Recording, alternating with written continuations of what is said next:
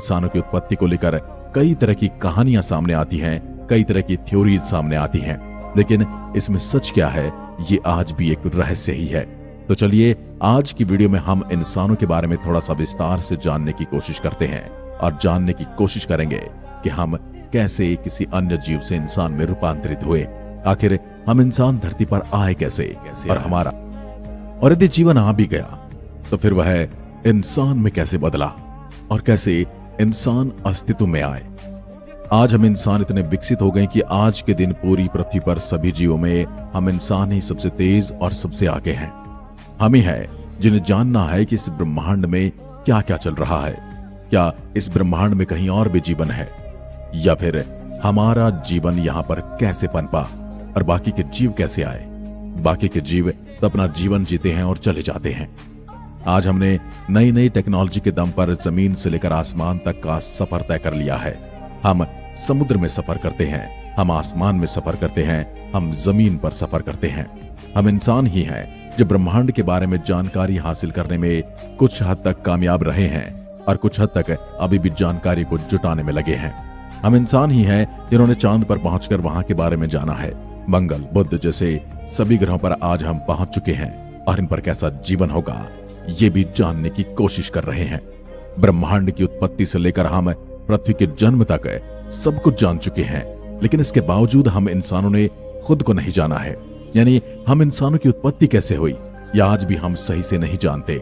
इंसानों की उत्पत्ति को लेकर कई तरह की कहानियां सामने आती हैं, कई तरह की थ्योरीज सामने आती हैं, लेकिन इसमें सच क्या है ये आज भी एक रहस्य ही है। तो चलिए आज की वीडियो में हम इंसानों के बारे में थोड़ा सा विस्तार से जानने की कोशिश करते हैं और जानने की कोशिश करेंगे कि हम कैसे किसी अन्य जीव से इंसान में रूपांतरित हुए, आखिर हम इंसान धरती पर आए कैसे और हमारा पहला अस्तित्व कैसा था। दोस्तों, इंसान की उत्पत्ति अचानक से तो नहीं हुई है। आज से अरबों साल पहले हम इंसान पृथ्वी पर कैसे आ गए ये जानने के लिए हमें समय में पीछे जाना पड़ेगा। यानी 4 अरब साल पहले की दुनिया कैसी थी, पहले हमें उसके बारे में जानने की जरूरत है। आज हम जिस पृथ्वी को देखते हैं या जिस पर रहते हैं, आज से 4 अरब साल पहले पृथ्वी ऐसी बिल्कुल भी नहीं थी। तब पृथ्वी पर केवल जलता हुआ लावा था, जैसा आज शुक्र ग्रह पर मौजूद है, और हमारी पृथ्वी एक आग के गोले की तरह गर्म थी जिसमें से गर्म लावा निकल रहा था। अगर 4 अरब साल पहले पृथ्वी के तापमान की बात करें तो यह 1000 डिग्री से 1600 डिग्री सेल्सियस तक रहा होगा, जो कि आज के शुक्र ग्रह से भी कहीं ज्यादा है। फिर 3.9 अरब साल पहले पृथ्वी का तापमान कम होना शुरू हुआ और इसी वजह से यहाँ तेज बारिश भी हुई थी। ये बारिश कई सालों तक लगातार चलती रही, यूं कहें कि लाखों सालों तक यूं ही चलती रही, जिसकी वजह से पृथ्वी पर 80% हिस्सा पानी में डूब गया और बचा 20% भूभाग ठोस होकर ठंडा होने लगा और धरातल बनने लगा, जिस पर आज भी हमारा जीवन चल रहा है। इस भूभाग के कुछ बड़े हिस्से के आपस में टकराने से पृथ्वी पर पहाड़ों का निर्माण हुआ। समुद्र के पानी में भाप बनने से पहाड़ों पर बारिश होने लगी और इससे ग्लेशियर का निर्माण होने लगा।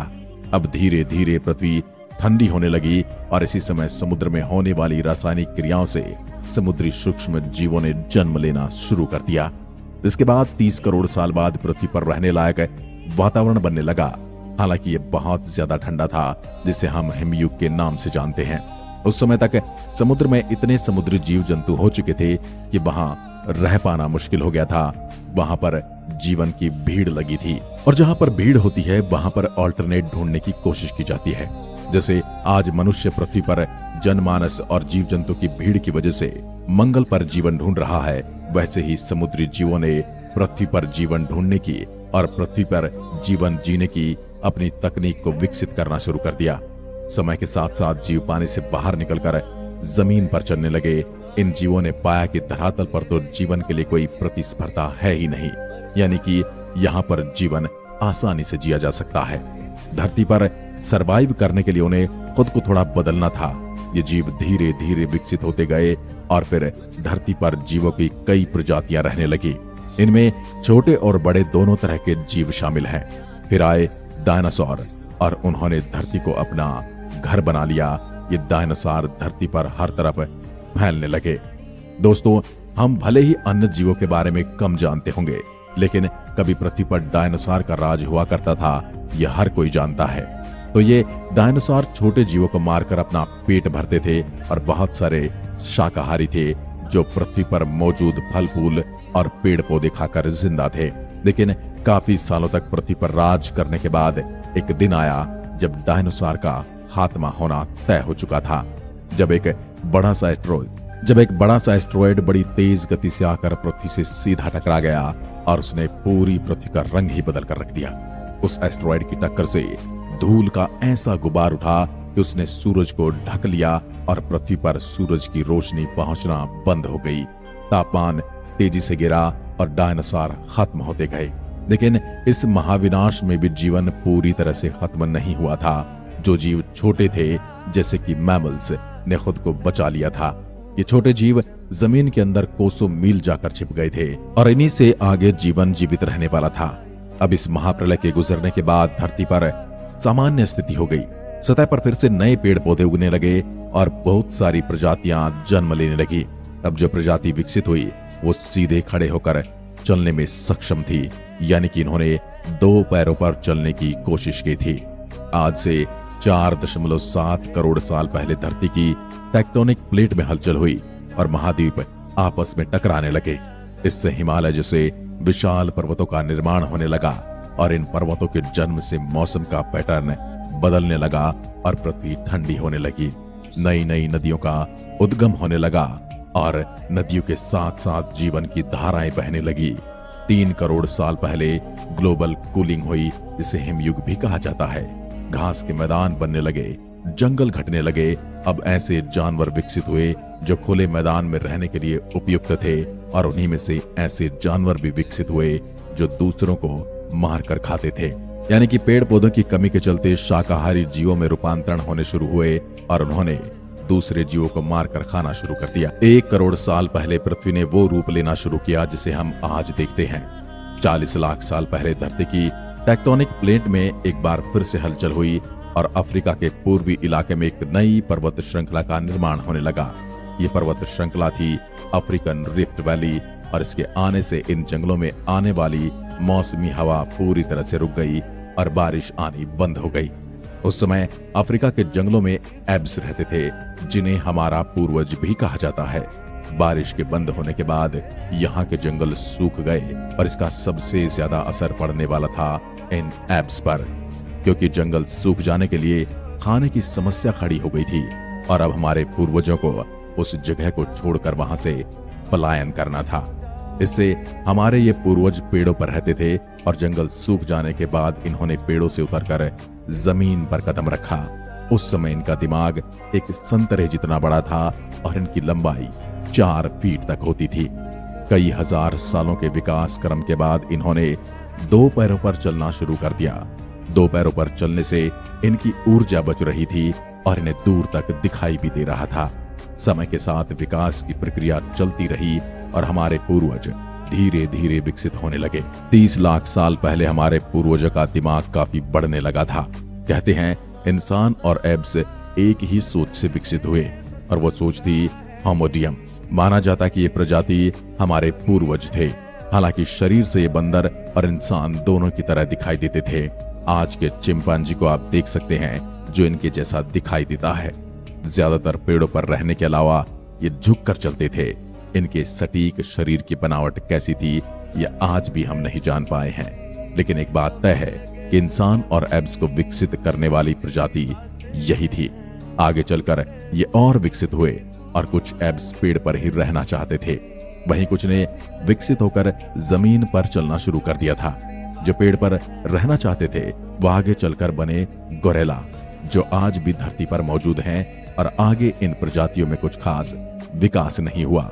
ये वहीं पर रुक गए और इन्होंने मान लिया कि इनका संपूर्ण विकास हो चुका है। जिन्होंने विकसित होकर जमीन पर चलना शुरू कर दिया था वो थे होमोडियम, जो आगे चलकर 2 भागों में बंट गए। एक बने पेनिस्कस और चिंपांजी, जिनका डीएनए आज भी इंसानों से 99% तक मेल खाता है, और दूसरे बने होमोसेपियंस, जो आगे चलकर इंसान बनने वाले थे।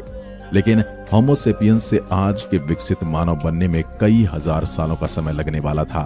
आइए अब इस कहानी को थोड़ा विस्तार से जानते हैं। दोस्तों, हमें विश्व में अनेक जगहों पर मानव की खोपड़ियां और हड्डियां मिली हैं। जो कि 1.5 लाख साल पुरानी तक हैं। आज से 1000 साल पहले तक आदि मानव झुंड बनाकर जंगलों में खाने की तलाश में घूम रहा था। इसके बाद इसने पत्थर को हथियार के रूप में इस्तेमाल करना शुरू किया। समय बीता और आदि मानव झुंड में जानवरों का शिकार करने लगे।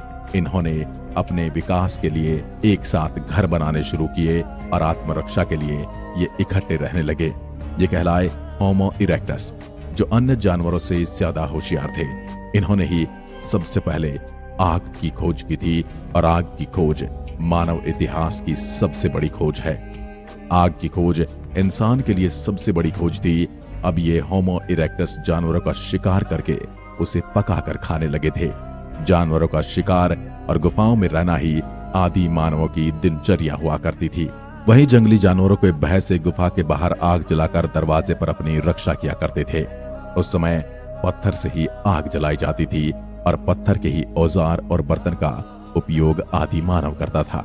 समय के साथ साथ आदि मानव का दिमाग थोड़ा और विकसित होने लगा। 2 लाख साल पहले आज के मनुष्य ने अपना रूप ले लिया था। मनुष्य ने बोलना शुरू कर दिया था और पहली बार कोई जानकारी एक इंसान से दूसरे इंसान तक पहुंचने लगी थी। ये वो आखिरी विकास क्रम था जिसके बाद विकसित होकर आज का मानव यानी हम बने होमो सेपियंस से। आज जैसे मानव को अपनी आसपास की चीजों का ज्ञान होने लगा, वैसे वैसे वो अपने लिए और सुविधाएं जोड़ता चला गया। शुरुआत में मनुष्य को कपड़े पहनने का ज्ञान तक नहीं था और तब वह पेड़ की छाल से बने या फिर जानवरों की खाल से ठंड से बचने के लिए अपने लिए कपड़े बनाता था और अपने सर्वाइवल को और आसान बना रहा था। बाद में उसने जानवरों को पालना, पौधे उगाना और अन्न पैदा करना सीख लिया, जिससे उसका घूमने वाला जीवन खत्म हो गया और अब वह एक जगह पर झोपड़ी या फिर घर बनाकर रहना शुरू कर चुका था और खेती करने लगा। उसने बकरी, भेड़, कुत्ते आदि जानवरों को पालतू बनाया और उनसे काम में सहयोग लेने लगा। उसने घोड़े जैसे जानवर का भी इस्तेमाल करना सीख लिया था और वह उन्हें परिवहन के रूप में इस्तेमाल करने लगा था। धीरे धीरे मनुष्य ने धातुओं की खोज की।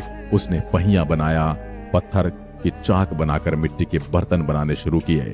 तब से मनुष्य के विकास का क्रम लगातार बढ़ता गया और अब तक ये विकास का क्रम जारी है।